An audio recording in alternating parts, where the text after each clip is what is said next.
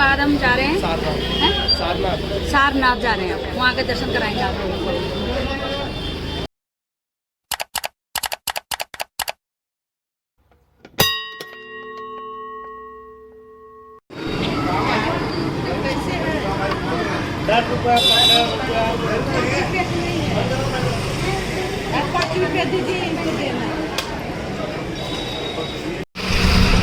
अभी हम आ गए हैं महामृत्युम वाले मंदिर से होके, अब हम दूसरी जगह जा रहे हैं मंदिर। दूसरे मंदिर जा रहे हैं, देखते हैं कहाँ जाते हैं।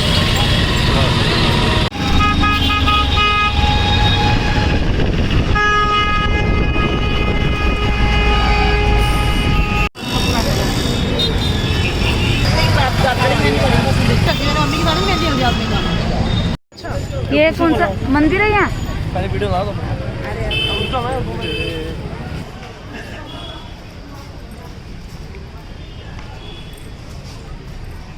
चलो एक क्लिक कर दो। आयुष भैया, आयुष गिव मी अ फोन।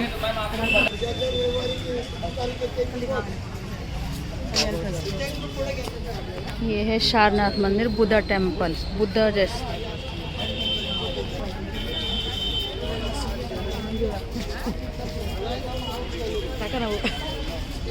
यो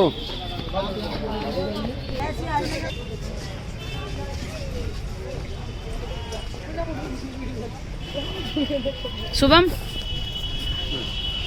ये घुमा देंगे उसे, हमें कैमरा साफ कर देंगे। जी आ जाओ। चलो कहाँ जा रहे हो बता देते हैं। इधर मैं पहली बार आए हैं आप लोग यहाँ पर जी? चलिए ठीक है। देखिए फर्स्ट टाइम तो आप लोग जिस प्लेस पे आए हैं, जिस जगह पे आए हुए हैं, इस जगह का नाम है सारनाथ, लेकिन इसका जो ओल्ड नाम है, प्राचीन नाम है, वो है सारंगनाथ। तो यहाँ पर एक सारंगनाथ का मंदिर है।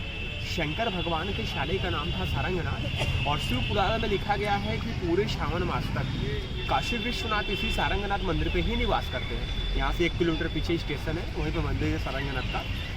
बाद में गौतम बुद्ध ने फर्स्ट टीचिंग किया, मतलब कि अपने धर्म का पहला उपदेश दिया। फिर इसके बाद इसका नाम सारंगनाथ से कन्वर्ट होकर चेंज होकर के सारनाथ हो गया। तो ये सारनाथ बौद्धिस्टों का, तो जो बौद्ध धर्म वाले होते हैं ना, उनका ये तीसरा तीर्थ स्थल है। भगवान बुद्ध के 4 प्लेस इंपॉर्टेंट होते हैं। फर्स्ट है आपका लुम्बई नेपाल कपिलवस्तु, गौतम बुद्ध का बर्थ प्लेस, और सेकेंड प्लेस है बोध गया बिहार। वहीं पर ही भगवान बुद्ध को कार्तिक पूर्णिमा के दिन बोधि वृक्ष के नीचे, पीपल के वृक्ष के नीचे एनलाइटमेंट मतलब ज्ञान की प्राप्ति हुआ था। और थर्ड प्लेस आपका सारनाथ। तो यहीं पर ही गौतम बुद्ध ने अपने 5 शिष्यों को बौद्ध धर्म का पहला उपदेश दिए थे, और उनके 5 शिष्य का नाम था अश्वजीत, महानामा, कौंडनी, भद्रवप्पा। और इन लोगों का 4th प्लेस पड़ता है कुशीनगर, जो गोरखपुर साइड में आपका पड़ता है। उधर में ही गौतम बुद्ध ने अपने शरीर को 80 ईयर्स की अवस्था में त्याग दिए थे, जिसे कि बौद्ध धर्म में बोला जाता है महापरिनिर्वाण, मतलब कि मोक्ष की प्राप्ति। और इधर देखिए आप, ये देखिए जो सबसे ऊपर वाली मूर्ति है ना, बैठे हुए हैं गौतम बुद्ध ऐसे करके, इसको बोला जाता है शील समाधि ध्यान मुद्रा। इसी मुद्रा में गौतम बुद्ध ने अपना तपस्या शुरू किया था, लेकिन इस मुद्रा में उनका एनलाइटमेंट ज्ञान की प्राप्ति नहीं हुआ था। उसके नीचे देखिए मिडिल में ऐसे करके, ये है अभय मुद्रा, इसे आशीर्वाद मुद्रा या श्वेत मुद्रा बोलते हैं। और इसी मुद्रा में गौतम बुद्ध ने अंगुली माल डाकुओं को अपना आशीर्वाद दिया था। और ये जो कॉर्नर में छोटी छोटी मूर्ति है ऐसे करके, इसको बुलाया जाता है धर्म चक्र परिवर्तन मुद्रा, मतलब कि ऐसे ही बैठ करके उन्होंने अपने धर्म का पहला उपदेश सारनाथ में दिया था। और ये देखिए आप लोग, ये जो पीपल का ट्री दिख रहा है वृक्ष आप लोग, इसे बोधि ट्री बोला जाता है, या उसी बोधि वृक्ष की शाखा है जिसके नीचे गौतम बुद्ध को बोध गया बिहार में ज्ञान की प्राप्ति हुआ था। तो उसी पेड़ से रीप्लांट करके फर्स्ट टाइम पहली बार सम्राट अशोक के पुत्र पुत्री महेंद्र और मित्रापल श्रीलंका ले गए थे बौद्ध धर्म के प्रचार के लिए। फिर श्रीलंका से रीप्लांट करके श्रीलंका के बौद्ध भिक्षु श्रीमद अनागरिका धर्मपाल, उसको सारनाथ में लगाया। ये 4th जनरेशन है, ठीक है। आज ये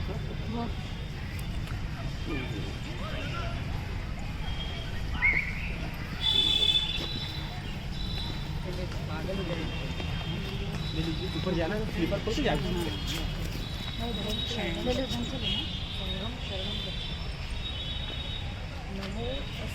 पढ़ा है, हिस्ट्री में पढ़ा था।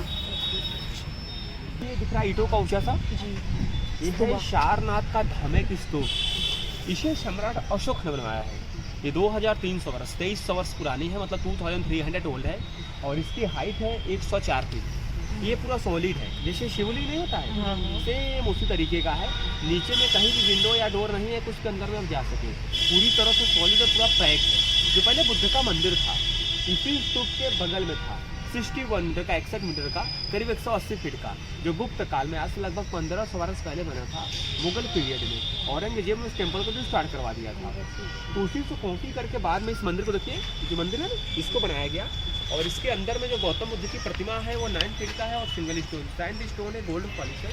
और इस मंदिर का पूरा मेंटेनेंस मतलब जितना भी पैसा खर्च होता है पूरा थाईलैंड देता है, इसलिए इसको थाई टेम्पल बोलते हैं। बुद्धिस्ट कंट्री जो थाई, जापान, जो देख रहे हैं इसके ऊपर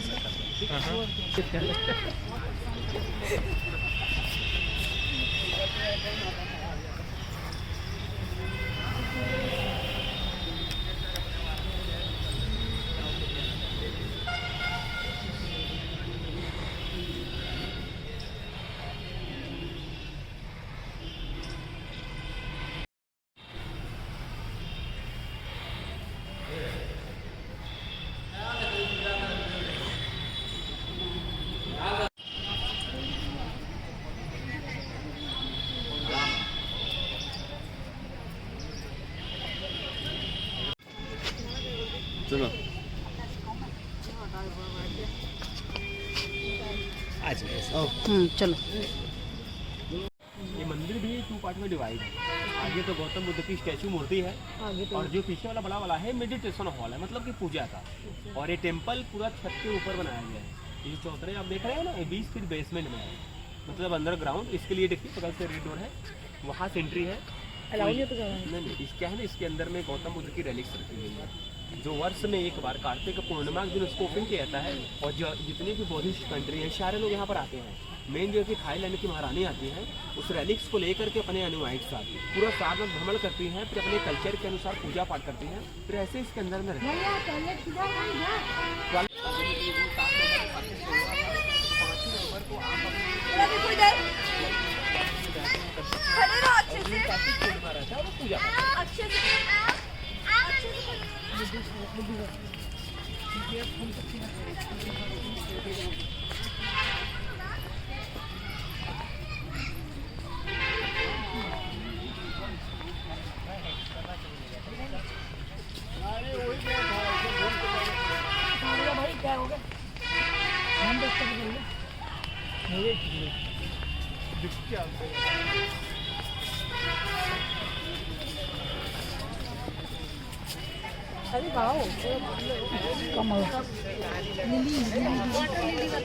वाटर लिली। हाँ देखिए जो बड़ी वाली मूर्ति स्टैचू है ना, ये अफगानिस्तान बामियान से कॉपी करके बनाई गई है। जो तालिबान ने स्टार्ट कर दिया था, तोड़ दिया था, पता आप लोगों को क्या? अफगानिस्तान में किस स्थान था बामियान, जहाँ पर पहाड़ों को काट करके भगवान बुद्ध की बहुत सारी मूर्तियाँ बनाई हुई थी। सन 2001 में तालिबानों ने डायनामाइट बम से डिस्ट्रॉय कर दिया था, तोड़ दिया था। तो उसी से कॉपी करके मतलब उसी की यादगार में मूर्ति को यहाँ पर बनाया गया। और इसका ओपनिंग 16 मार्च सन 2011 में थाईलैंड के पूर्व प्रधानमंत्री ने किया। और इसको बनवाए हुए महाराष्ट्र के भंते शासन रश्मि। मूर्ति की हाइट है 80 फीट 9 इंच, 80 फीट 9 इंच और 257, मतलब कि पत्थरों से जोड़ जोड़ के इसको बनाया गया है। इसी लोटस मुद्रा बोलते हैं। ये काशी हिंदू विश्वविद्यालय के आर्किटेक्ट थे अनुराग त्रिपाठी, उन्होंने किया है। और ये मिर्जापुर यहाँ के सैंड रेड मतलब कि लाल पत्थर से बना है। और इसको बनने में टोटल 5 ईयर्स 5 साल लगा है उसका। और ये देखिए सामने येलो कलर की मूर्ति दिख रही है ना पॉन्ड में, ये गौतम बुद्ध के माता जी का मूर्ति है, महामाया देवी जी का। क्योंकि जब गौतम बुद्ध का जन्म हुआ था तो जन्म के 7 डेज 7 दिन बाद ही उनके माता जी का देहांत हो गया था। तो उनका पालन पोषण उनकी मौसी प्रजापति गौतमी ने किया था, इसलिए जो उनका नाम है ना गौतम बुद्ध, गौतम मौसी के नाम से है। क्योंकि इनका बचपन का नाम तो सिद्धार्थ था, जब इनको ज्ञान प्राप्त हुआ तो बुद्ध कहलाए। और मौसी के नाम था प्रजापति गौतमी, तो गौतमी से गौतम हो गया और ये बुद्ध, गौतम बुद्ध।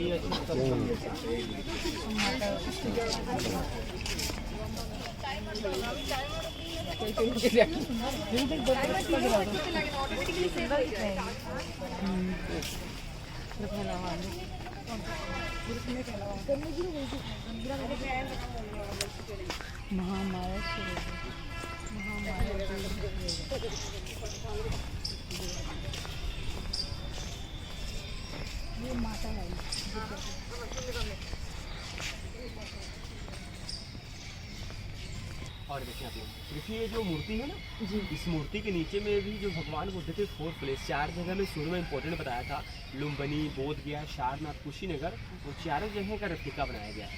जैसे सामने वहाँ पर देखिए उस तरफ येलो कलर की मूर्ति दिख रही है, और दीवार में देखिए स्तूप का स्ट्रक्चर बनाया गया है, जो मैंने ईंट वाला दिखाया ना, सेम ऐसे ही है। ये सारनाथ का हो गया, और इधर देखें आप स्लीपिंग बुद्धा, और ये दीवार में कुशीनगर का स्तूप है।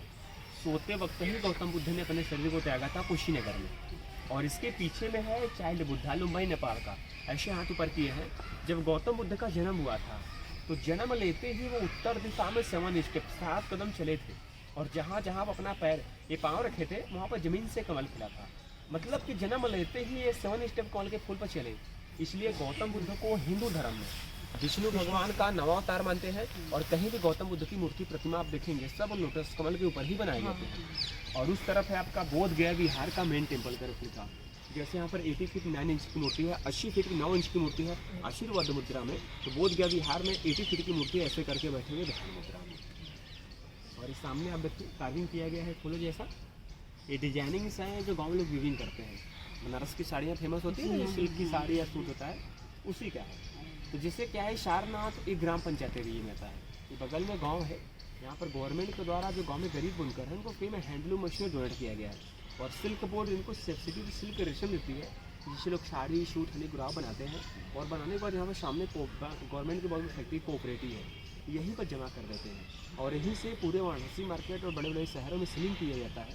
जैसे हर जगह पर टैक्स वैट GST कमीशन होता है, वो सब चीज़ें यहाँ पर नहीं होती है। कैसे लोग बनाते हैं वो प्रचार के लिए दिखाते हैं। जैसे क्या है, आजकल तो वाराणसी में 95% दुकानों पे पोलिस्टर की साड़ी बनारसी के नाम पर लोग सेलिंग करते हैं, जो देखने में एकदम सेम होता है लेकिन रहता नहीं है। जहाँ पर होटल ड्राइवर नाव वाला सबका सेटिंग है, जहाँ भी पैकेजिंग करते हैं उनका 30 से 40% कमीशन और पोलिस्टर की साड़ी होती है। और ये क्या है, गवर्नमेंट का है, किसी कमीशन नहीं मिलता है। और यहाँ से क्या है ना, जो भी इनकम होता है वो डायरेक्ट पैसा जो कि गरीब बुनकरों को जाता है, ये बीच में कोई नहीं होता है। कोई ज़रूरी नहीं है ले लाना, यहाँ पर अच्छा लगता है तो ले सकते हैं, कोई फ्रेश नहीं है। अरे देख लीजिएगा, ठीक करेंगे।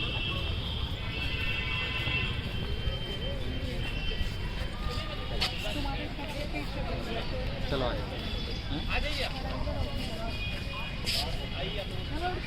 अशोक स्तंभ है नेशनल एम्बलम, जो हमारा राष्ट्रीय प्रतीक है, वो सारनाथ के अशोक स्तंभ से लिया गया है। अशोक स्तंभ बुद्ध से रिलेटेड होता है। इसमें ऊपर 4 लाइन होते हैं, पीठ से पीठ सटाए हुए और दहाड़ते हुए, और देखिए बीच में 4 एनिमल्स हैं। 4 एनिमल्स में लॉयन है, हॉर्स है, बुल है, एलिफेंट है, और नीचे देखिए इनवर्टर फ्लोटर उल्टा कमल। कमल ऐसा होता है ना, कमल ऐसे उल्टा है। जो उल्टा कमल है भगवान बुद्ध के निर्वाण का प्रतीक है, क्योंकि जब गौतम बुद्ध का जन्म हुआ था तो कमल खिला था, और उसको उन्होंने 7 स्टेप 7 कदम चला था। जब उन्होंने अपने शरीर को त्यागा तो कमल उल्टा हो गया। 4 एनिमल्स में लॉयन से भगवान ने बुद्ध जो कि क्षत्रिय कुल और शाक्य वंश के थे उसका एक प्रतीक है, इसलिए उनको शाक्य मुनि भी बोला जाता है गौतम बुद्ध को। बगल में है हॉर्स घोड़ा, उन्होंने अपना गृह त्याग हॉर्स घोड़े से किया था, जिसे कि बोधिजम में बोलते हैं महाभि निष्क्रमण। उस तरफ बुल है शांत, गौतम बुद्ध का राशि वृक्ष था, और इस तरफ है एलिफेंट हाथी।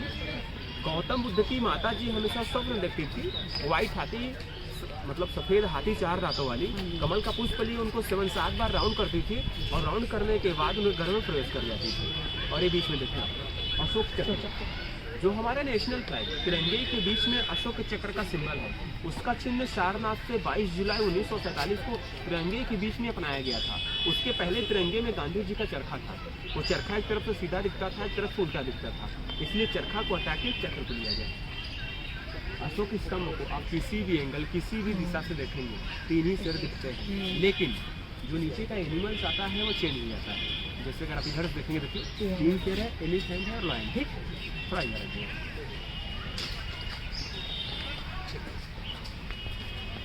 अभी आप यहाँ से देखिए, इधर से भी सेम दिख रहा है 3 सिर, लेकिन यहाँ पे क्या हो गया, लायन और हॉर्स हो गया। आगे जाएंगे तो हॉर्स बुल, फिर बुल एलिफेंट, ये टोटल 4 होते हैं। ये 4 में से जो हमारे करेंसी नोटों पर है, चारों तरफ का तो लिया नहीं गया होगा, एक ही तरफ का लिया गया होगा। तो किस तरफ का लिया गया पता आप लोगों को?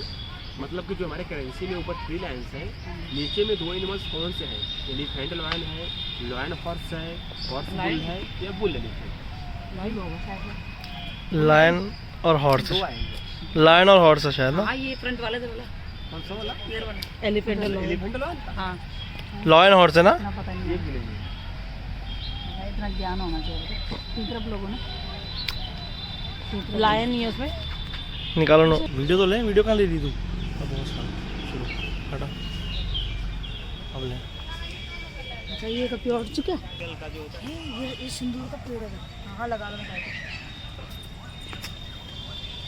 और देखिए, ये है गौतम बुद्ध की भूमि स्पर्श मुद्रा। देखिए एक हाथ से ऐसे धरती को टच की हुई है ना। इसी मुद्रा में भगवान बुद्ध को एनलाइटमेंट ज्ञान प्राप्त हुआ था। और जब गौतम बुद्ध को ज्ञान प्राप्त हो गया तो उनको खुद भी विश्वास नहीं हुआ कि मुझे एनलाइटमेंट ज्ञान की प्राप्ति हो गई। तो अपने ज्ञान को चेक करने के लिए जिस पीपल ट्री के नीचे बैठे थे उसमें से एक पत्ता तोड़ते हैं। और पत्ता तोड़ने के बाद बिहार में एक नदी है निरंजना नदी, तो इसका नाम चेंज हो गया फल्गु नदी हो गया है। तो नदी के पास जाते हैं और बोलते हैं अगर मैं पत्ता नदी में डालूंगा, अगर धारा की विपरीत दिशा में अगर बहेगा तो मैं मान लूंगा कि मुझे एनलाइटमेंट ज्ञान प्राप्त हुआ है, अन्यथा मुझे ज्ञान प्राप्त नहीं हुआ है। जैसे वो पत्ता नदी में डालते हैं, धारा की विपरीत दिशा में पत्ता बहने लगता है, तब जाकर उनको विश्वास होता है कि मुझे एनलाइटमेंट ज्ञान की प्राप्ति हो। ये मैंने सुना था, ये मैंने सुना था जो ये आप बोल रहे। अब हम यहाँ से निकल चुके हैं दूसरे मंदिर के लिए। मतलब मुझे बाहर दिख रहा है वो यार, अंदर कुछ नहीं।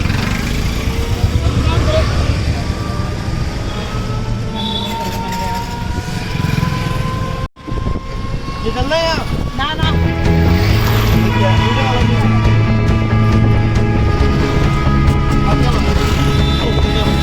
मर गया।